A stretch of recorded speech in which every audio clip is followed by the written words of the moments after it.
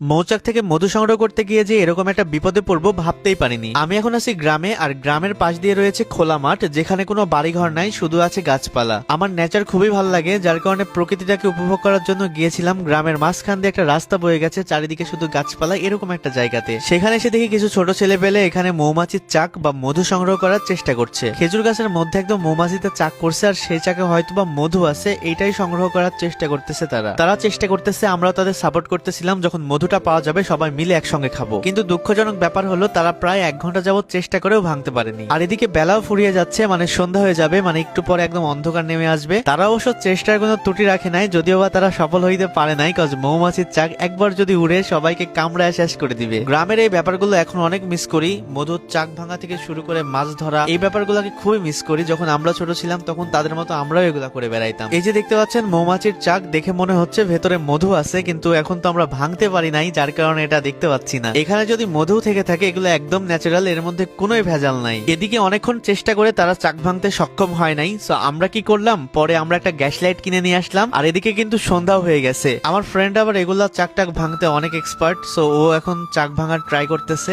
আর এদিকে সন্ধ্যা হয়ে গেছে। সব থেকে বিপজ্জনক ব্যাপার হইতেছে কি, যে এইখানে আসলে আমাদের মানে গ্রাম থেকে একটু দূরে, আর আশেপাশে কোনো বাড়িঘর নাই। এখানে যদি চুরি ছিনতাইও করে কেউ ধরা বা দেখারও নাই। মনের মধ্যে একটু ভয় লাগতেছিল, কজ এদিকে অন্ধকার হয়ে গেছে, তো আমরা এখন অন্ধকারের মধ্যে আর কি কাজটা করার ট্রাই করতেছি।